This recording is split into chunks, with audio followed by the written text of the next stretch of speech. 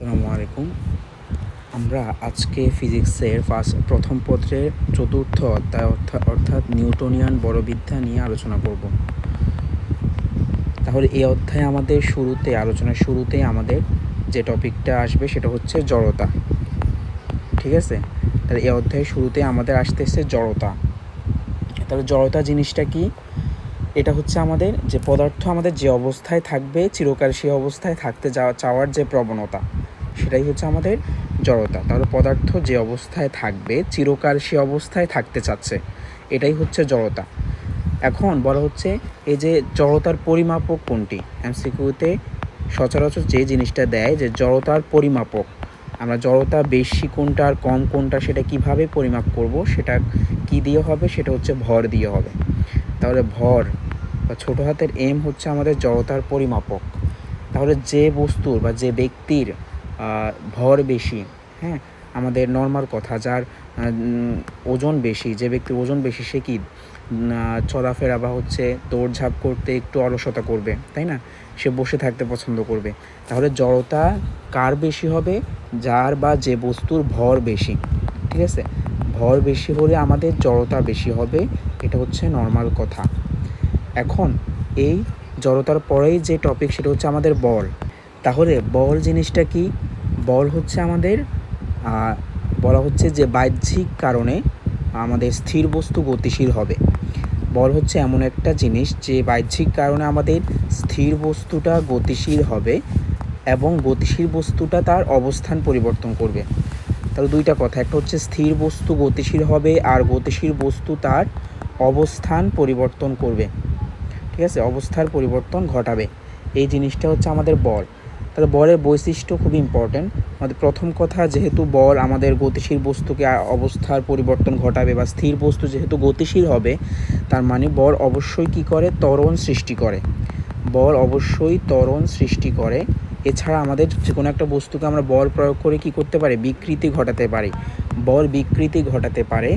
বল হচ্ছে গতির দিক পরিবর্তন করতে পারে। গতির দিক পরিবর্তন করে হচ্ছে বল। এবং এগুলো নর্মাল বিষয়, কিন্তু খুব ইম্পর্ট্যান্ট এমসিকিউর জন্য, যে বল জোড়ায় জোড়ায় কাজ করে। ঠিক আছে, বল জোড়ায় জোড়ায় কাজ করে। তাহলে ক্রিয়া বলের অবশ্য প্রতিক্রিয়া বল থাকবে। তাহলে বল অবশ্যই জোড়ায় জোড়ায় কাজ করবে। এখন তাহলে এটা হচ্ছে বলের বৈশিষ্ট্যগুলো। বলের একক নিয়ে কথাবার্তা বলতে গেলে বলের এসআই একক হচ্ছে আমাদের নিউটন, তাই না? তাহলে নিউটনকে কিভাবে আরও প্রকাশ করা যায়? আমরা জানি 1 newton equal 1 KG metre second inverse 2, এই জিনিসটা মনে রাখতে হবে। ঠিক আছে, তাহলে নিউটন যে কথা, কেজি মিটার সেকেন্ড ইনভার্স 2 একই কথা। তাহলে বলের এসআই একক বা এটা হচ্ছে প্রচলিত একক। এখন বলের অনেকগুলা অপ্রচলিত একক আছে। বলের অনেকগুলা অপ্রচলিত একক আছে। সেই জিনিসগুলো কি কি? আমাদের হচ্ছে ডাইন, এছাড়া দ্বিতীয় যেটা সেটা হচ্ছে পাউন্ডাল। এই দুইটা জিনিসকে বলা হয় বলের পরম একক। ঠিক আছে, তাহলে এমসিকিউতে আসতেই পারে বলের পরম একক কোনটি। এরপরে হচ্ছে আমাদের এছাড়া অন্যান্য একক আছে যে বলা হচ্ছে অভিকর্ষীয় একক, সেটা হচ্ছে আমাদের গ্রাম ওজন। এছাড়া আমাদের হচ্ছে পাউন্ড ওজন। এছাড়া আমাদের বলা হচ্ছে কিলোগ্রাম ওজন। তাহলে এই তিনটা জিনিসকে বলা হচ্ছে অভিকর্ষীয় একক, বলের অভিকর্ষীয় একক। জাস্ট মনে রাখবো আমরা। এখন বলের প্রকারভেদে আমরা যদি ঢুকতে চাই, আমরা সেখানে শুরুতেই পাবো হচ্ছে মৌলিক বল হচ্ছে 4 ধরনের। আমাদের মৌলিক বল হচ্ছে 4 ধরনের। তাহলে মৌলিক বল 4 ধরনের, সেটা কি কি? প্রথমে যেটা আসবে সেটা হচ্ছে মহাকর্ষ বল, মহাকর্ষ বা গ্রেভিটেশনাল ফোর্স। দ্বিতীয় যেটা তড়িৎ চুম্বকীয় বল, তড়িৎ চুম্বকীয় বল বা ইলেকট্রোম্যাগনেটিক। ঠিক আছে, ইলেকট্রো মানে তড়িৎ, ম্যাগনেটিক মানে চুম্বক। এরপর হচ্ছে সবল নিউক্লিয় বল, সবল নিউক্লিয় বল মানে স্ট্রং নিউক্লিয়ার ফোর্স। দুর্বল নিউক্লিয় বল, ঠিক আছে, উইক নিউক্লিয়ার ফোর্স। তাহলে এই জিনিসগুলো হচ্ছে আমাদের 4 ধরনের বল। এমসিকিউর জন্য এটা হচ্ছে একটা হট টপিক বলা চলে, যে খুবই ইম্পর্টেন্ট। এখান থেকে এই 4টা মাস্ট মনে রাখতেই হবে, যে 4 ধরনের বলে আমাদের অনেকগুলো বিষয় মুখস্থ রাখতেই হবে। এই 4টা মাস্ট মুখস্থ রাখতেই হবে। ঠিক আছে, তাহলে আমরা যদি দেখি এখন, প্রথমে হচ্ছে ধর্ম। কোন বলের কি ধর্ম এটা আমরা খেয়াল রাখবো। তাহলে দেখো, প্রথমে আমরা হচ্ছে মহাকর্ষ বল, তারপর তড়িৎচুম্বকীয় বল, তারপর সবল, তারপর দুর্বল, নিউক্লিয় বল, আমরা সিরিয়ালি যাব। তাহলে কোনটার পরে কি থাকবে সেটা আমরা মনে রাখবো। মনে রাখার পরে আমরা প্রথমেই ধর্ম, তাহলে আমরা দেখো, আমরা হচ্ছে প্রথমটা পাচ্ছি আকর্ষণধর্মী এবং 3 নাম্বারটা আকর্ষণধর্মী। তাহলে মহাকর্ষ বল এবং সবল নিউক্লিয় বল এই দুইটা জিনিস হচ্ছে আমাদের আকর্ষণধর্মী, আর বিকর্ষণধর্মী শুধু একটা, দুর্বল নিউক্লিয় বল। আকর্ষণ এবং বিকর্ষণ দুইটাই হচ্ছে আমাদের তড়িৎ চুম্বকীয় বল, এটা গেল ধর্ম। যে 2 নাম্বার পয়েন্টটা আমাদের খুব ইম্পর্ট্যান্ট, 7 স্টার ইম্পর্ট্যান্ট। তাহলে এখানে আমাদের এই যে কোন বলে কোন বিনিময় কণা কাজ করবে, ঠিক আছে, কোন বলে কোন কণাটা আমাদের বিনিময় হবে। মহাকর্ষ বল গ্র্যাভিটেশনাল ফোর্স বলছিলাম, সেখান থেকে গ্র্যাভিটি থেকে গ্র্যাভিটন, তাহলে মহাকর্ষ মানে গ্র্যাভিটন, এটা আমরা নামের সাথে মিল রেখে মনে রাখবো, ঠিক আছে। এরপর হচ্ছে আমাদের তড়িৎ চুম্বকীয় বল আমরা মনে রাখবো ফোটন। এই ফোটন কণাটা ভর এবং চার্জ কিছুই থাকবে না, এজন্য বলছে ভর ও চার্জবিহীন। এবং আমাদের এখানে সবল নিউক্লিয় বল, যেটা সবল নিউক্লিয় বল, এটা হচ্ছে আমাদের ম্যাসনের সাথে গ্লুকাগন, এটা ভুল লিখছে, ম্যাসনের সাথে হবে গ্লুয়ন, ঠিক আছে। তাই এটা হবে গ্লুয়ন এবং ম্যাসন, এই দুইটা বিনিময় কণা থাকতে পারে, এই দুইটার পারস্পরিক বিনিময় হইতে পারে, ঠিক আছে। এখানে বানান ভুল আসছে, এটা হবে গ্লুয়ন। তো ম্যাসন এবং গ্লুয়ন হচ্ছে সবল নিউক্লিয় বলে, এবং বোসন কণা হচ্ছে দুর্বল নিউক্লিয় বলে। বোসন কণা অনেকগুলো প্রকারভেদ আছে, তার মধ্যে ডব্লিউ ও জেড বোসন, ডব্লিউ এবং জেড বোসন হচ্ছে আমাদের এই দুর্বল নিউক্লিয় বলের বিনিময় কণা হিসেবে কাজ করবে, মনে রাখবো।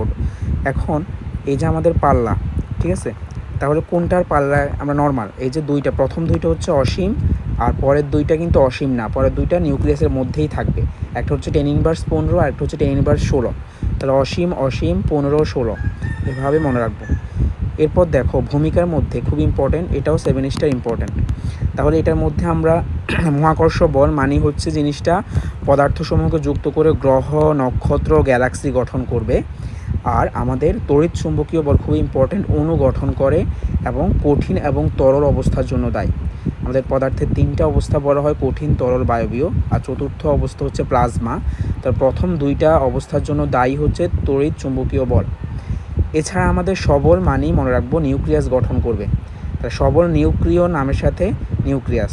তো দুর্বল আর সবলের মধ্যে যাতে কনফিউশন না হয়, সবল মানেই নিউক্লিয়াস গঠন করবে, সবলের শক্তি বেশি, এজন্য নিউক্লিয়াস গঠন করতেছে। আর দুর্বল নিউক্লিয় বল হচ্ছে বিটা ক্ষয়ের জন্য দায়ী, আলফা বিটা গামা, সেখান থেকে বিটা ক্ষয়, বিটা রশ্মি ক্ষয়ের জন্য সেটা দায়ী, ঠিক আছে। উদাহরণের মধ্যে আমরা যে মহাকর্ষ বল মানি, সেটা উদাহরণ হিসেবে থাকবে যে সূর্যের চারদিকে গ্রহসমূহ এবং পৃথিবীর আবর্তন, এটা হচ্ছে মহাকর্ষ বলের কারণে ঘটে। আর এটা খুব ইম্পর্ট্যান্ট, আমাদের তড়িৎ চুম্বকীয় বল কিসের জন্য দায়ী, স্থিতিস্থাপক বল, আণবিক গঠন, রাসায়নিক বিক্রিয়া, ঘর্ষণ বল, স্পর্শ বল, প্রত্যেকটা পয়েন্ট মনে রাখতে হবে। আমরা বলেছিলাম সবল মানে সেটা নিউক্লিয়াস গঠন করবে, নিউক্লিয়াস গঠনকারী বল হচ্ছে সবল, আর দুর্বল হচ্ছে তেজস্ক্রিয় ভাঙনের জন্য দায়ী। তাহলে এই ছকটা আমরা ভালোভাবেই মনে রাখবো। এখন যদি আসো, আমাদের পরবর্তী টপিক হচ্ছে এই যে নিউটনের গতিসূত্র। আমরা প্রত্যেকেই নিচের ক্লাসগুলোতে পড়েছি গতিসূত্রগুলা, তারপর আমরা এখানে আরেকবার দেখব। তাহলে গতিসূত্রগুলা, নিউটনের প্রথম যে গতিসূত্র সেটা কি ছিল মনে করো, সেখানে ছিল যে বাহ্যিক বল প্রয়োগ যদি না করা হয় তাহলে আমাদের স্থির বস্তু স্থির থাকবে এবং গতিশীল বস্তু সুষম দ্রুতিতে সরল পথে চলতে থাকবে, তাই না। তাহলে এই সূত্রগুলো বিবৃতি বইতে আসছে, আমরা লিখতেছি না। এখানে আমরা যেটা লিখতে পারি যে আমরা বল প্রয়োগ করব না, মানে F ইকুয়াল তখন 0। তাহলে বল প্রয়োগ যদি না করা হয় তখন আমাদের কি হবে, ইউ ইকুয়াল হয়ে যাবে V, মানে আদিবেগ আর শেষ বেগ সমান, মানে স্থির বস্তু স্থিরই থাকবে, গতিশীল বস্তু সুষম দ্রুতিতে সরল পথে চলতে থাকবে। 2 নাম্বার সূত্র যখন আমরা আলোচনা করব, 2 নাম্বার সূত্র কি ছিল, যে বস্তুর ভরবেগের পরিবর্তনের হার। আচ্ছা, তাহলে ভরবেগ হচ্ছে P দিয়ে প্রকাশ করা হয়, P হচ্ছে ভরবেগ। আচ্ছা, ভরবেগের পরিবর্তনের হার, তাহলে আমরা পরিবর্তনের হার যেহেতু বলছি, একটা সাপেক্ষে আরেকটা ডিফারেন্সিয়াল হবে dP/dt, তার মানে সময়ের সাপেক্ষে আমাদের কি হচ্ছে, সময়ের সাপেক্ষে আমাদের ভরবেগ পরিবর্তন হচ্ছে, এটা হচ্ছে dP/dt দিয়ে প্রকাশ করছে। তাহলে সূত্রটা হচ্ছে বস্তুর ভরবেগের পরিবর্তনের হার কিসের সমানুপাতিক, প্রযুক্ত বলের সমানুপাতিক, সমানুপাতিক F, এবং কোন দিকে ক্রিয়া করবে, বস্তুর ভরবেগ ভর যেই দিকে ক্রিয়া করে বস্তুর ভরবেগের পরিবর্তনও সেই দিকে হবে। এটা ছিল 2 নম্বর সূত্র। তাহলে 2 নম্বর সূত্র আমাদের ম্যাথমেটিক্যাল টার্ম এখান থেকে মনে রাখতে হবে এটা, এবং এখান থেকে কি প্রমাণ করা গেছে, F = ma। ঠিক আছে, ইম্পর্ট্যান্ট একটা সূত্র প্রমাণ করা গেছে এই সম্পর্ক থেকে বা এই সূত্র থেকে। আমাদের তৃতীয় সূত্র কি ছিল, এটা সবাই জানো যে প্রত্যেক ক্রিয়ারই সমান এবং বিপরীত প্রতিক্রিয়া রয়েছে, তাই না? তাহলে এবং সেটা আমরা F1 এর এগেনস্টে আসবে কি F2, এবং সেটার কি দিক বিপরীত হবে, এজন্য -F2। তাহলে আমরা 3 নম্বর সূত্রে ম্যাথমেটিক্যাল টার্ম এভাবে লিখতে পারি, F1 = -F2। যেহেতু বল ভেক্টর রাশি, এজন্য আমাদের কি ভেক্টর চিহ্ন দেওয়া হয়েছে। এখন এই 3টা সূত্রের বিবৃতি দেখলাম, আমরা ম্যাথমেটিক্যাল টার্ম দেখলাম। এমসিকিউতে খুবই ইম্পর্ট্যান্ট যে কোন সূত্র থেকে আমরা কোন জিনিসটা জানতে পারি। তাহলে নিউটনের প্রথম সূত্র আমাদের কোন কোন জিনিস জানাবে বা কোন কোন জিনিস নির্দেশ করবে, এটা হচ্ছে জড়তা সূত্র বলা হয়। প্রথম সূত্রকে জড়তার সূত্র বলা হয়। ঠিক আছে, এখান থেকে জড়তার ধারণা পাওয়া যায়, এবং আমাদের এখান থেকে বলের সংজ্ঞা বলের সংজ্ঞা পাওয়া যাচ্ছে। এজন্য এই সূত্রকে বলা হয় বলের সংজ্ঞা নির্দেশক সূত্র। বলের সংজ্ঞা নির্দেশক সূত্র হচ্ছে আমাদের এই নিউটনের প্রথম সূত্র। এই 2টা কথা আমরা প্রথম সূত্রের থেকে মনে রাখবো। দ্বিতীয় সূত্র থেকে কি কি জানা যাবে, আমাদের অনেকগুলো কথা জানা যাবে। দ্বিতীয় সূত্র থেকে আমরা বলের অভিমুখ জানব। দ্বিতীয় সূত্র থেকে আমরা বলের অভিমুখ জানব, বলের পরিমাপ করতে পারবো, এবং আমাদের বলের গুণগত বৈশিষ্ট্য, ঠিক আছে, গুণগত বৈশিষ্ট্য আমরা জানতে পারবো। এছাড়া আমরা এখান থেকে বলের একক বের করতে পারবো। আমরা এখান থেকে বলের নিরপেক্ষ নীতি ব্যাখ্যা করতে পারবো। ঠিক আছে, তাহলে অনেকগুলো কথা, এবং আমরা বলেই ফেলছি যে এই সূত্র থেকে F = ma এই জিনিসটা প্রতিপাদন করা যায়। তাহলে খুব ইম্পর্ট্যান্ট যেটা, এই সূত্রকে কোন কিসের সূত্র হিসেবে আরেক নাম বলা হয়, এটা হচ্ছে আমাদের বল পরিমাপের এবং বলের প্রকৃতি নির্দেশক সূত্র। তাহলে বল পরিমাপ ও প্রকৃতি নির্দেশক সূত্র হচ্ছে আমাদের এই নিউটনের দ্বিতীয় সূত্র। এই কথাগুলো মাস্ট মনে রাখতে হবে। নিউটনের 3 নম্বর সূত্র থেকে আমরা মনে রাখবো, 3 নম্বর সূত্র হচ্ছে খুব ইম্পর্ট্যান্ট, ভরবেগের সংরক্ষণ সূত্র। ভরবেগের সংরক্ষণশীলতা এটা থেকে প্রমাণ করা যায় না, সংরক্ষণ সূত্র। এছাড়া আমরা এখানে তাহলে সংরক্ষণ সূত্র বা ভরবেগের নিত্যতার সূত্র বলা হয়, নিত্যতার সূত্র এখান থেকে আমরা প্রমাণ করতে পারবো। তাহলে ভরবেগের নিত্যতার সূত্র, এই টার্মটাই আমাদের হিউজ, এখানে হিউজ আলোচনা আছে। তাহলে আমরা এখান থেকে যদি কয়েকটা উদাহরণ টানি, যে বন্দুক থেকে আমাদের গুলি ছোড়া, ঠিক আছে, বন্দুক থেকে আমাদের গুলি ছোড়া, এটা কিন্তু ভরবেগের নিত্যতার সূত্র মেনে চলে। তাহলে এখান থেকে আমাদের যে এমসিকিউ আসতে পারে যে বন্দুকের পশ্চাৎ বেগ বের করতে দেওয়া হইতে পারে এখান থেকে।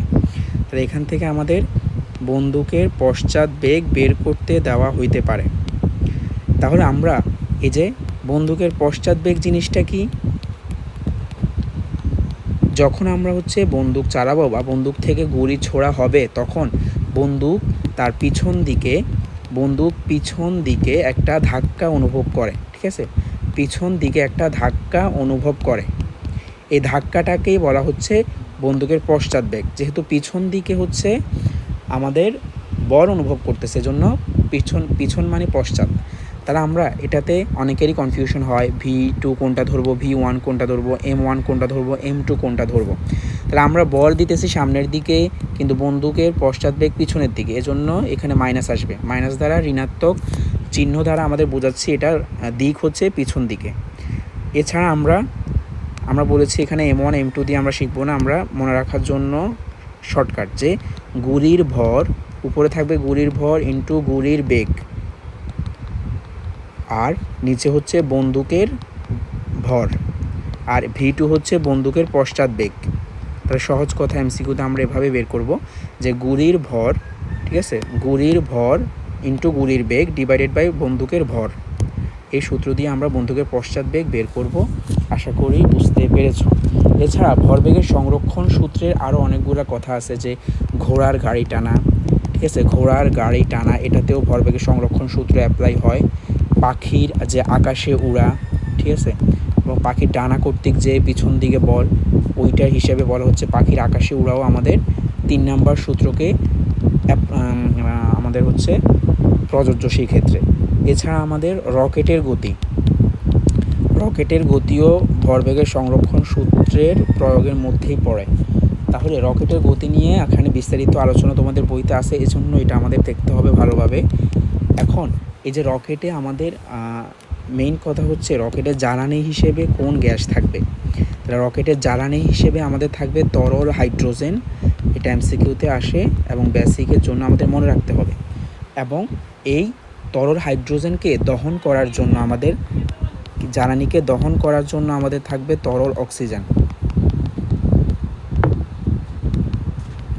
তাহলে রকেটের জ্বালানি হিসেবে তরল হাইড্রোজেন, দহনের জন্য থাকতেছে তরল অক্সিজেন। এখন ভিজুয়ালাইজেশন করো, আমরা যখন রকেটকে উপরে পাঠাই তখন কি হবে, রকেটকে উপরে পাঠানো হলে আমাদের নিচের দিকে আমরা ধোঁয়া দেখতে পাই কি না, এটাই হচ্ছে জ্বালানি পুড়ে যাইতেছে। তাহলে রকেটকে যখন উপরের দিকে আমরা চালাবো তখন সময়ের সাথে সাথে আমাদের যে ফুয়েল বা জ্বালানিটা সেটা পুড়তে থাকে, ঠিক আছে, এবং পুড়তে থাকে এবং নিচের দিকে যে গ্যাস হবে সেই গ্যাস আমাদের ভূমিতে ধাক্কা দিবে, ঠিক আছে, ভূমিতে একটা ধাক্কা দিবে, সেই ধাক্কা বল বলা হয় সেখানে। এবং আমরা এই যে প্রতি সেকেন্ডে যে আমাদের গ্যাস পুড়ে যাচ্ছে সেটাকে বলা হচ্ছে জ্বালানি পুড়ে যাবার হার। তাহলে সেটাকে আমরা কিভাবে প্রকাশ করব, dm/dt। টি মানে কত সময়, ছোট হাতের এম হচ্ছে জ্বালানির ভর, ঠিক আছে। এখন আমরা এখানে রকেটের সাপেক্ষে আমাদের যে গ্যাসগুলো নির্গত হচ্ছে তাকে আমরা ধরব, রকেটের সাপেক্ষে গ্যাসের বেগ যেটা সেটাকে ধরব vr, ঠিক আছে। তাহলে এই জিনিসটা মানে তোমাদের এইচএসসি লেভেলে এটা হচ্ছে ধ্রুবক, এটাকে ধ্রুবক ধরা হয়েছে, এটা খেয়াল রাখতে হবে। তাহলে রকেটের সাপেক্ষে গ্যাসের যে বেগ সেটা সবসময় ধ্রুবক থাকবে, এটা প্রথম কথা। তাহলে আমরা বলেছি যে এই যে আমাদের যে রকেটটা সেটা কি করবে, এটা নর্মালি ওজন কাজ করতেছে নিচের দিকে, W = কি mg।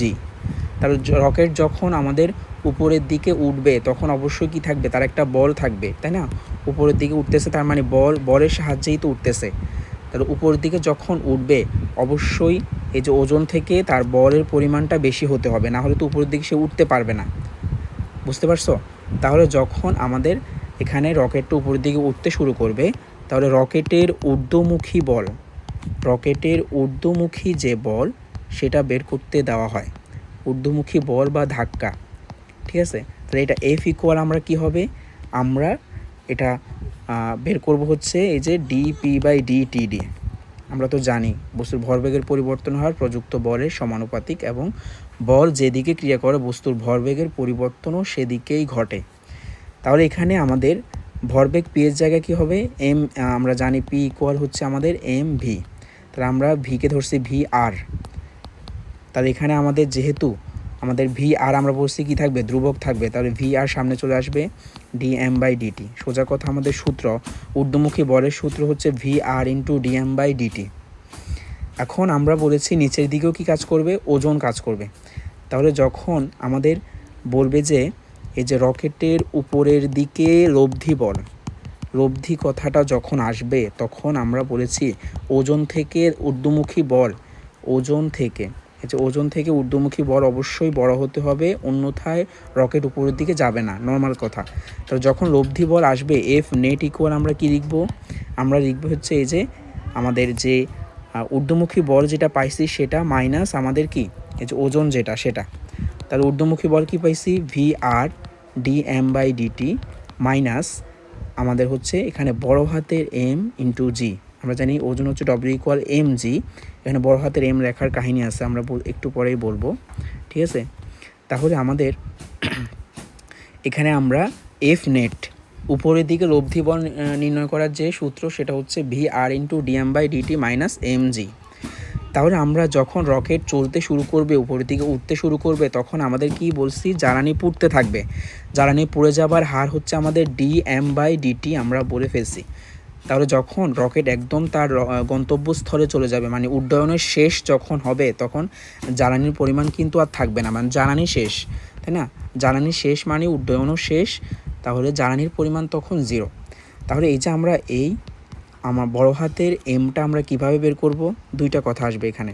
একটা হচ্ছে উড্ডয়নের শুরুতে, যখন আমাদের কোশ্চেনে উড্ডয়নের শুরুতে বলা থাকবে তখন আমাদের বড় হাতের এম ইকুয়াল হবে রকেটের ভর প্লাস আমাদের জ্বালানির ভর। কারণ উড্ডয়নের শুরুতে এখনও জ্বালানি একটু খরচ হয় না, জ্বালানির ভরটাও আমাদের যোগ হবে এই বড় হাতের এমে।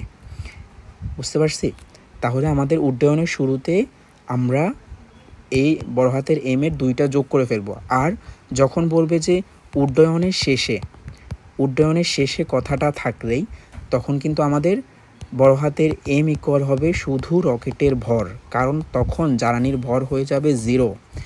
উড্ডয়ন শেষ মানে জ্বালানি শেষ হয়ে গেছে, তাহলে বড় হাতের এম হবে তখন আমাদের রকেটের ভর।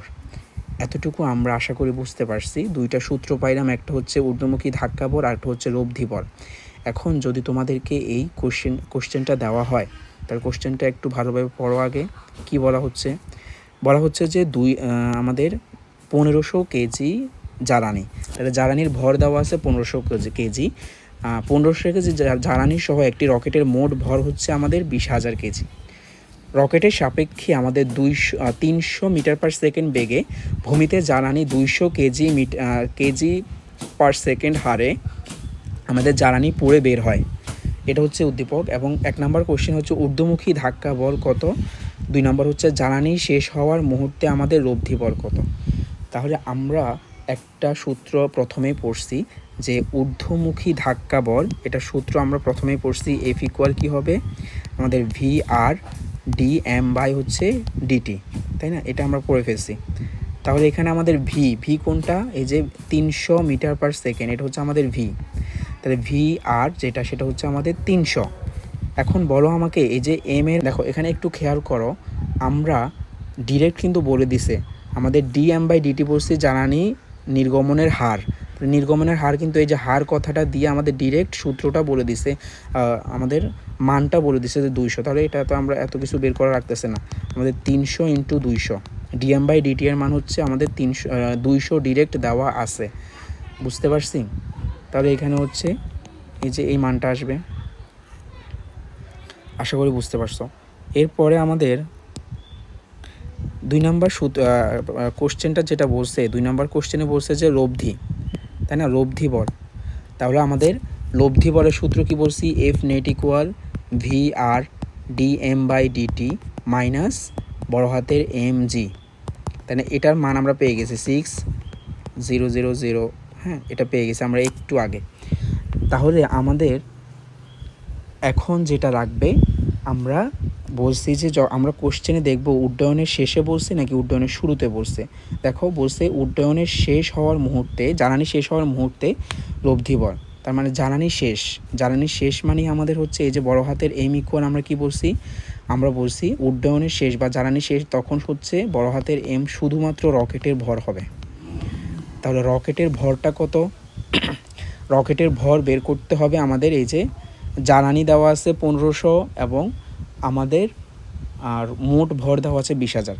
তাহলে 20,000 থেকে আমরা জ্বালানির ভরটা মাইনাস করলে পেয়ে যাচ্ছি রকেটের ভর 18,500 ইন্টু 9.8 দিয়ে আমাদের গুণ করতে হবে, তখনই আমরা আমাদের কাঙ্ক্ষিত আনসার পেয়ে যাব। এই ম্যাথটা আশা করি বুঝতে পারছো সবাই। আচ্ছা, এখন আমরা এই যে নিউটনের গতিসূত্র পড়ছি, আমরা এটা সীমাবদ্ধতা সম্পর্কে একটু জানি, এমসিকিউতে রাখবে যে নিউটনের গতিসূত্রের যে সীমাবদ্ধতাগুলো এটা কোন কোন ক্ষেত্রে প্রযোজ্য হবে না। প্রথম কথা, আমাদের গতিসূত্রগুলো আমাদের ক্ষুদ্র বস্তুর ক্ষেত্রে প্রযোজ্য। তাহলে যে 3টা সূত্র পড়লাম, এই 3টা সূত্রের সীমাবদ্ধতা সম্পর্কে জানতে হবে। সীমাবদ্ধতা হচ্ছে কোন কোন ক্ষেত্রে আমাদের এই 3টা সূত্র অ্যাপ্লাই করা যাবে না। তাহলে প্রথম কথা হচ্ছে আমাদের নিউটনের আমাদের যে গতিসূত্র সেটা আমাদের বৃহৎ আকৃতির বস্তুর ক্ষেত্রে প্রযোজ্য, বড় বড় বস্তুর ক্ষেত্রে প্রযোজ্য, ক্ষুদ্র বস্তুর ক্ষেত্রে প্রযোজ্য নয়। তার মানে এটা যেসব কণার ভর খুবই কম, কোন কোন কণা, ইলেকট্রন, আমাদের প্রোটন এবং নিউট্রন, এই 3টা কণার ক্ষেত্রে প্রযোজ্য নয় নিউটনের গতিসূত্রগুলো। এরপরে হচ্ছে 2 নম্বর পয়েন্ট, আমাদের যেসব কণার বেগ খুবই বেশি বা আলোর বেগের কাছাকাছি, যেসব কণার বেগ আমাদের আলোর বেগের কাছাকাছি, সেসব কণার ক্ষেত্রে আমরা এই 3টা সূত্র প্রযোজ্য হবে না, ঠিক আছে। এবং আমাদের যে স্থির কাঠামো বা সমবেগে যদি কোনো বস্তু চলে, ঠিক আছে, সমবেগে চলমান বস্তুর ক্ষেত্রে প্রযোজ্য হয়, কিন্তু সমবেগে চলতেছে না এমন বস্তুর ক্ষেত্রে কিন্তু প্রযোজ্য হবে না। তাহলে সমবেগে নয় এমন বস্তুর ক্ষেত্রে প্রযোজ্য নয়। কোন সূত্র? নিউটনের সূত্র। তাহলে এখানে আমরা বলতেছি যে সমবেগে চলমান বস্তুর ক্ষেত্রেই নিউটনের গতিসূত্র প্রযোজ্য হয়, অন্যথায় প্রযোজ্য হবে না। এটা গেল আমাদের হচ্ছে এই যে নিউটনের 3টা সূত্র। এখন এই অধ্যায়ে আরও একটা টপিক, যেটা হচ্ছে রিফটের প্রতিক্রিয়া।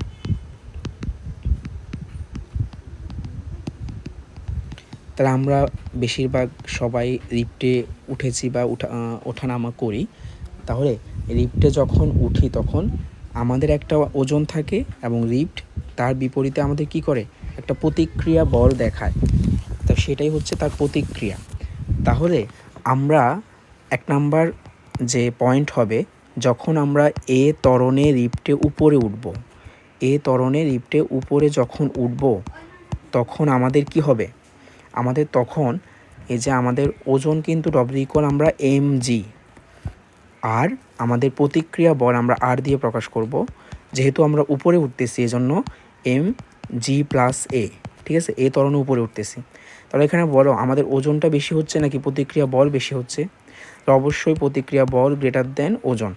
তাহলে প্রতিক্রিয়া বল যেহেতু বেশি হবে, তাহলে আমাদের আরোহী নিজেকে হালকা মনে করবে নাকি ভারী মনে করবে? তাহলে যখন এ ত্বরণে আমাদের উপরে উঠবে, আরোহী নিজেকে ভারী মনে করবে, কারণ প্রতিক্রিয়া বল বেশি, ঠিক আছে। এই কথাগুলো মনে রাখতে হবে। 2 নম্বর পয়েন্ট হচ্ছে আমাদের এ ত্বরণে নিচে নামলে, এ ত্বরণে যখন নিচে নামবে আমাদের প্রতিক্রিয়া বল r = m × g - a, নিচে নামতেছে জন্য মাইনাস।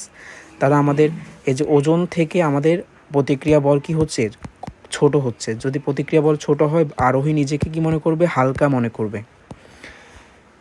3 নম্বর পয়েন্ট হচ্ছে লিফট যখন সমবেগে উঠানামা করবে, সমবেগে যখন উঠানামা করবে তখন আমাদের কি হবে, তাহলে বেগ সমান, তার মানে আমাদের বেগ সমবেগ যখন হবে তখন কি হবে, আমাদের ত্বরণ a = 0 হয়ে যাবে, সমবেগে ত্বরণ 0। তাহলে ত্বরণ যখন 0 হবে, r = আমাদের কি হবে, এই যে mg + a হোক আর g - a হোক, a = 0 মানে আমাদের r = পেয়ে যাচ্ছে আমরা mg। তাহলে r এবং ওজন দুইটাই আমাদের এখানে সমান হয়ে যাচ্ছে।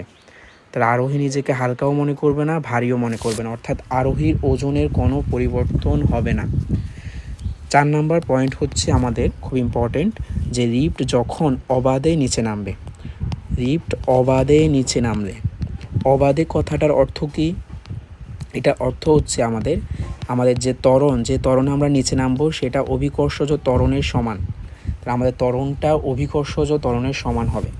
তাহলে প্রতিক্রিয়া বল তখন r = কি বের হবে, আমাদের সূত্র হচ্ছে mg - a। তাহলে a এর মান কিন্তু g এর সমান, তাহলে g - g মানে 0। তখন আমাদের যেটা লাগবে যে প্রতিক্রিয়া বল 0, তার মানে আরোহী কোনো ওজন অনুভব করবে না। তাহলে লিফট যখন অবাধে নিচে নামবে, আরোহী সম্পূর্ণ ভারহীন মনে করবে নিজেকে। এই কথাগুলো MCQতে রাখবে, সম্পূর্ণ ভারহীন মনে করবে। 5 নাম্বার পয়েন্ট এবং শেষ পয়েন্ট, যে যখন a > g ত্বরণে আমাদের নিচে নামবে, তার মানে অভিকর্ষজ ত্বরণ থেকে আমাদের ত্বরণটা যে ত্বরণে নামবে সেটা বেশি, তার মানে আমাদের r = তখন কি হবে, m হওয়ার কথা g - a, কিন্তু আমাদের এটা বড়, জিটা ছোট, তাহলে হবে হচ্ছে a - g, উল্টে যাবে। তাহলে এখানে খুব ইম্পর্টেন্ট যেটা, এই কন্ডিশনে ব্যক্তি অতি ভারহীনতা অনুভব করবে, ঠিক আছে, অতি ভারহীনতা, সুপার ওয়েটলেসনেস, ঠিক আছে, সুপার ওয়েটলেসনেস অনুভব করবে। তাহলে কোথায় অতি ভারহীনতা, কোথায় সম্পূর্ণ ভারহীন, এই দুইটা কথা আমাদের মনে রাখতে হবে। এটা হচ্ছে লিফটের প্রতিক্রিয়া। এখন আমাদের গতিবিদ্যা অধ্যায়ের সাথে অধ্যায়ে কিছুটা অংশ মিল আছে, যে এখানে কেন্দ্রমুখী বল, কেন্দ্রমুখী ত্বরণ পড়াতে হলে আমাদেরকে গতিবিদ্যা অংশে আমরা হচ্ছে ওই যে কৌণিক বেগ, কৌণিক সরণ, কৌণিক ত্বরণ, এই জিনিসগুলো কিন্তু জেনে আসতে হয়। তাহলে আমরা ওই জিনিসগুলা জেনে আসি। প্রথমেই যেটা যে কৌণিক সরণ, প্রথমেই হচ্ছে আমাদের কৌণিক সরণ। তাহলে কৌণিক সরণ জিনিসটা কি? এটা হচ্ছে আমাদের এই কৌণিক কথাটা শুধুমাত্র কোন ক্ষেত্রে প্রযোজ্য? বৃত্তাকার গতির ক্ষেত্রে প্রযোজ্য। কৌণিক কথা মানে হচ্ছে সেটা বৃত্তাকার গতি। তাহলে বৃত্তাকার একটা বিন্দুকে কেন্দ্র করে ঘোরার সময় আমাদের যে দূরত্ব অতিক্রম করবে সেটাই হচ্ছে কৌণিক সরণ। তাহলে এটা হচ্ছে একটা দূরত্ব, বৃত্তাকার পথে অতিক্রম করার সময় যে দূরত্ব অতিক্রম করে সেটা হচ্ছে আমাদের কৌণিক সরণ। এই কৌণিক সরণকে আমরা প্রকাশ করব কি দিয়ে? আমাদের হচ্ছে থিটা দিয়ে। কৌণিক সরণকে থিটা দিয়ে প্রকাশ করা হয়। এখানে একটা সূত্র হচ্ছে এস ইকুয়াল আমাদের আর থিটা, এস ইকুয়াল হচ্ছে আর থিটা, ঠিক আছে? তাহলে আমাদের এই যে এটা যদি একটা আমাদের বৃত্তাকার পথ হয়, ঠিক আছে, ব্যাসার্ধ হচ্ছে আর, এখানে থিটা কোণে যাচ্ছে আমাদের, তাইলে আমাদের এই যে এতটুকু হচ্ছে আমাদের কি এস, রৈখিক সরণ। তার এস ইকুয়াল হচ্ছে আর থিটা। এখন কৌণিক সরণের এসআই একক হচ্ছে আমাদের রেডিয়ান। কৌণিক সরণের এসআই একক হচ্ছে আমাদের রেডিয়ান। তাহলে এক আমাদের যেটা আসে যে আমরা জানতে হবে 1 রেডিয়ান সমান কত ডিগ্রি। এটা জানার জন্য আমরা মনে রাখতে হবে 1 ডিগ্রি সমান π/180 রেডিয়ান। এগুলো তোমরা পড়েছ। তাহলে 1 ডিগ্রি সমান π/180 রেডিয়ান। তাহলে 1 রেডিয়ান সমান কত হবে? উল্টে যাবে, 180/π ডিগ্রি। তাহলে এটাকে ডিগ্রিতে নিলে আমাদের কত হবে? 57.3 ডিগ্রি। তাহলে 1 রেডিয়ান হচ্ছে আমাদের 57.3 ডিগ্রি। আমরা ডিরেক্ট মনে রাখবো এমসিকিউর জন্য। কৌণিক সরণের পর যে টপিক সেটা হচ্ছে আমাদের কৌণিক বেগ। তাহলে এই যে কৌণিক বৃত্তাকার পথে ঘোরার সময় আমাদের যে একক সময় যে দূরত্ব অতিক্রম করবে সেটাই হচ্ছে আমাদের কৌণিক বেগ। এই কৌণিক বেগ একক কী হবে? রেডিয়ান পার সেকেন্ড, ঠিক আছে? এটা হচ্ছে প্রচলিত একক। এছাড়াও আমাদের থাকে ডিগ্রি পার সেকেন্ড, ঠিক আছে? তাছাড়া আমাদের গ্রেডিয়েন্ট পার সেকেন্ড, এগুলো অপ্রচলিত একক। এছাড়া আমাদের হচ্ছে রেভুলেশন আরপিএম। তাহলে আরপিএম জিনিসটিকে আমরা একটু পরে বলবো। তাহলে এখানে আমাদের একক হচ্ছে রেডিয়ান পার সেকেন্ড। মাত্রা ইম্পর্ট্যান্ট, এখানে আমাদের মাত্রা হচ্ছে T−1। তাহলে কৌণিক বেগের মাত্রা মনে রাখতে হবে T−1। তাহলে এটা একক সময় নির্দিষ্ট দূরত্ব অতিক্রম করবে, তার মানে এটা হচ্ছে ভেক্টর রাশি। এটা হচ্ছে আমাদের ভেক্টর রাশি। এবং কৌণিক বেগকে প্রকাশ করা হয় ওমেগা দিয়ে। ডব্লিউ মানে ওমেগা এখানে প্রকাশ করা হবে, ওমেগা বলা হবে, ডব্লিউর মতো লিখব। তাহলে ওমেগা হচ্ছে আমাদের কৌণিক বেগ প্রকাশ করা হবে এবং সূত্র হচ্ছে আমাদের 2πn/t, ঠিক আছে? তাহলে এই যে আমাদের এখানে n হচ্ছে ঘূর্ণন সংখ্যা, কয়বার ঘুরবে, আর টি হচ্ছে আমাদের কি, এখানে ছোট হাতের টি হবে। তাহলে ওমেগা ইকুয়াল 2πn/t। এই টি হচ্ছে আমাদের সময়। তাহলে কত সময়ে কতবার ঘুরতেছে এটা হচ্ছে আমাদের সময়। এছাড়া আমরা এটাকে লিখতে পারি ওমেগা ইকুয়াল হচ্ছে 2πf, ঠিক আছে, কম্পাঙ্ক যখন সময় আসবে। এছাড়া আমাদের যখন ঘূর্ণন একটা হবে তখন হবে 2π/t, ঠিক আছে? তিনটাই আমরা মনে রাখবো, তিনটাই অ্যাপ্লাই করা যায়। এখন আমরা অনেক সময় কিন্তু এমসিকিউতে দেখব যে 1 rpm সমান কত রেডিয়ান পার সেকেন্ড। আর দিয়ে হচ্ছে আমাদের রেভুলেশন, পি দিয়ে হচ্ছে পার এবং এম দিয়ে হচ্ছে মিনিট। রেভুলেশন মানে আবর্তন। তাহলে পার মিনিটে, 1 মিনিটে কতবার আবর্তন করতেছে এটাই হচ্ছে আরপিএম। আর আরপিএস যদি বলতো, এস মানে সেকেন্ড, 1 সেকেন্ডে কতবার আবর্তন করতেছে। তাহলে 1 আরপিএম মানে একবার, ঠিক আছে, একবার আবর্তন করতেছে। সেটা কত সময়ে? পার মিনিট মানে 1 মিনিটে। 1 মিনিট সমান কত সেকেন্ড? 60 সেকেন্ড, ঠিক আছে? তাহলে 1 রেভুলেশন, এই যে বৃত্তাকার পথে একবার যখন আবর্তন হবে তখন সেটা কত রেডিয়ান? সেটা 2π রেডিয়ান। এটা মনে রাখতে হবে, বৃত্তাকার পথে একবার আবর্তন করলে সেটা হয় 2π রেডিয়ান। আর নিচে হচ্ছে 60। তাহলে 2 আর 60 কাটা কেটে π/30 রেডিয়ান পার সেকেন্ড। বুঝতে পারছো? তাহলে 1 rpm equal π/30 radian per second. এভাবে অপশনে থাকতে পারে, আমরা এভাবে বের করে দেখাবো। আশা করি বুঝতে পারছো। এখন এই যে আমাদের ঘড়ির ঘন্টার কাঁটা আছে, মিনিটের কাঁটা আছে, সেকেন্ডের কাঁটা আছে। এই সেকেন্ডের কাঁটা, মিনিটের কাঁটা, ঘন্টার কাঁটার কৌণিক বেগ কিন্তু এমসিকিউতে দেয়। তাহলে আমরা ঘড়ির কাঁটার প্রথমেই আসো ঘন্টার কাঁটার আমাদের কৌণিক বেগ, ঘন্টার কাঁটার কৌণিক বেগ ওমেগা ইকুয়াল, তাহলে আমাদের সূত্র হচ্ছে 2π/t। দেখো আমাদের তিনটা কাঁটার এই যে ঘন্টার কাঁটাটা এই যে এখান থেকে যদি শুরু হয় আবার কত ঘন্টা পর সে একই জায়গায় আসবে, ঘন্টার কাঁটা 12টা থেকে শুরু হলে আবার কত ঘন্টা পর এখানে আসবে, 12 ঘন্টা পর আসবে। আমরা এই যে এই বড় হাতের টি হচ্ছে দোলনকাল বা পর্যায়কাল, যে বিন্দু থেকে শুরু করব আবার ঘুরতে ঘুরতে ওই বিন্দুতে ফেরত আসবে, এটাই হচ্ছে দোলনকাল বা পর্যায়কাল। তাহলে ঘন্টার কাঁটার দোলনকাল বা পর্যায়কাল কত ঘন্টার পর আবার একই অবস্থানে আসবে, 12 ঘন্টা, 12 আওয়ার্স, তাই না? তাহলে ঘন্টার কাঁটার কৌণিক বেগ বের করতে হলো আমাদের এই যে 2π, এই টি এর জায়গায় কত হবে, 12 ঘন্টাকে আমরা সেকেন্ডে নিব, তাহলে 3600 দিয়ে গুণ, তাহলে এখানে আসবে কত আমাদের π/, কাটাকাটি করে 21600 রেডিয়ান পার সেকেন্ড। এটা হচ্ছে ঘন্টার কাঁটার কৌণিক বেগ। তাহলে এখানে মনে রাখার বিষয় জাস্ট একটাই, যে আমাদের এই যে দোলনকাল, এখানে দোলনকাল হচ্ছে আমাদের কত, 12 ঘন্টা, ঘন্টাকে সেকেন্ডে নিতে হবে। তাহলে একইভাবে আমাদের যখন মিনিটের কাঁটার কথা বলবো আমরা, যখন আমরা মিনিটের কাঁটার কথা বলবো তখন আমাদের ওমেগা ইকুয়াল 2π/t। মিনিটের আমাদের হচ্ছে দোলনকাল কত হবে, অর্থাৎ মিনিটের কাঁটাটা আবার কত সময় পর একই জায়গায় যাবে, 60 মিনিট পর, নর্মাল কথা। তাহলে এখানে এই যে টি হবে 60 মিনিটকে সেকেন্ডে নিতে হবে, 60 দিয়ে গুণ, তাহলে এখানে কত আসবে আমাদের, এখানে আসবে হচ্ছে আমাদের π/1800 রেডিয়ান পার সেকেন্ড। এভাবে সেকেন্ডের কাঁটার বড় হাতের টি এর মান কত হবে, 60 সেকেন্ড। সেকেন্ডের কাঁটা 60 সেকেন্ডে একবার ঘুরে আবার আগের জায়গায় আসবে। এতটুকু আমরা আশা করি বুঝতে পারছি। এখন এই যে অনেক সম্পর্ক এখানে আছে, প্রথমে যে সম্পর্কটা সেটা হচ্ছে এই যে আমাদের যেটা বললাম, কৌণিক বেগ হচ্ছে ওমেগা আর রৈখিক বেগ হচ্ছে ভি। আমাদের নর্মাল যে রৈখিক বেগ, কৌণিক বেগ হচ্ছে ওমেগা, এই দুইটার মধ্যে সম্পর্ক বলা হচ্ছে ভি ইকুয়াল ওমেগা আর। এই সম্পর্কটা আমাদের ম্যাথে লাগবে। এছাড়া আমাদের কৌণিক ত্বরণ, যেটা কৌণিক ত্বরণ হচ্ছে আমাদের ওই যে আমাদের একক সময়ে যে বেগে পরিবর্তনের হার, সেটা হচ্ছে কৌণিক ত্বরণ, ঠিক আছে? তাহলে কৌণিক ত্বরণকে আমরা কি দিয়ে প্রকাশ করব, এ দিয়ে আলফা দিয়ে প্রকাশ করব। কৌণিক রৈখিক ত্বরণ হচ্ছে এ, কৌণিক ত্বরণ হচ্ছে আলফা, কৌণিক ত্বরণ হচ্ছে আমাদের আলফা। এই দুইটার মধ্যে সম্পর্ক হচ্ছে আমাদের এ ইকুয়াল আর আলফা, এ ইকুয়াল আর আলফা। আর হচ্ছে আমাদের ব্যাসার্ধ, আর হচ্ছে এখানে প্রকাশ করতেছে ব্যাসার্ধ, ঠিক আছে? তাহলে ভি ইকুয়াল ওমেগা আর, এ ইকুয়াল আর আলফা, এই দুইটার সূত্র আমরা মনে রাখবো। পরবর্তী টপিকে যদি যাই, কেন্দ্রমুখী ত্বরণ। কেন্দ্রমুখী নামের সাথে মিল আছে, অর্থাৎ বৃত্তাকার পথে যে কেন্দ্রের দিকে যে ত্বরণ কাজ করবে সেটাই হচ্ছে আমাদের কেন্দ্রমুখী ত্বরণ। তাহলে এটাকে এ সি দিয়ে প্রকাশ করা হয়। এখন তাহলে কেন্দ্রমুখী ত্বরণ, এটা আরও নাম আছে, যে ব্যাসার্ধমুখী ত্বরণ বা হচ্ছে লম্ব ত্বরণ, 90 ডিগ্রি কোণে কাজ করে, বা অভিলম্ব ত্বরণ, ঠিক আছে? এছাড়া আরেকটা নাম হচ্ছে অভিকেন্দ্র ত্বরণ, অভিকেন্দ্র ত্বরণ। তাই এগুলো আমরা খেয়াল রাখবো, অভিকেন্দ্র ত্বরণ।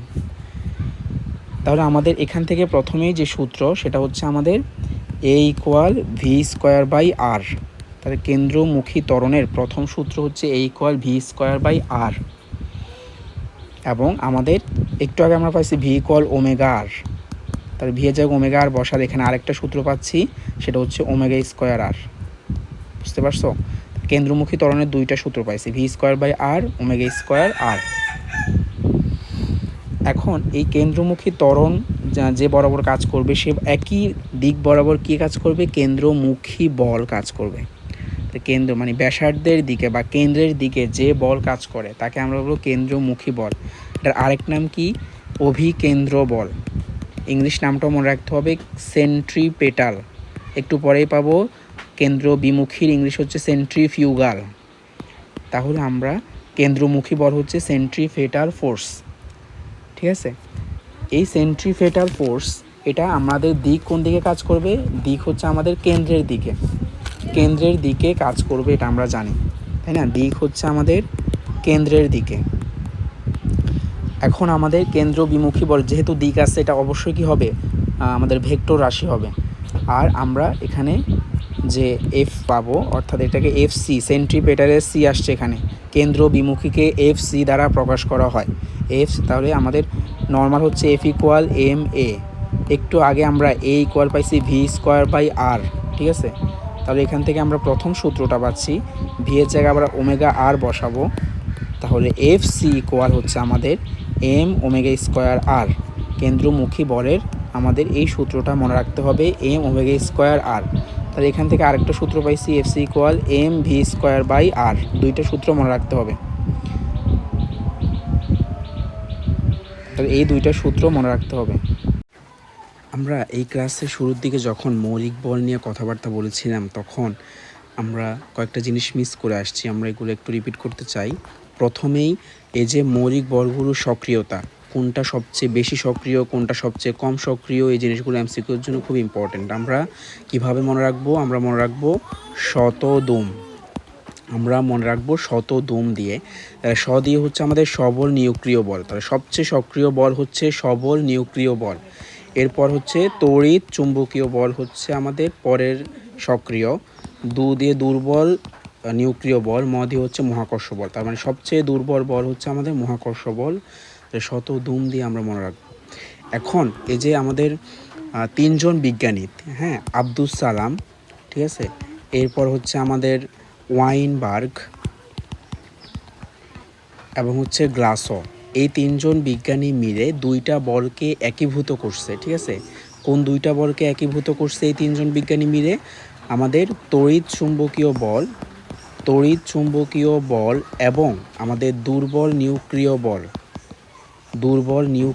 বল, এই দুইটা বলকে একীভূত করে, মানে এই দুইটা বলের মধ্যে আমাদের সম্পর্ক স্থাপন করছে।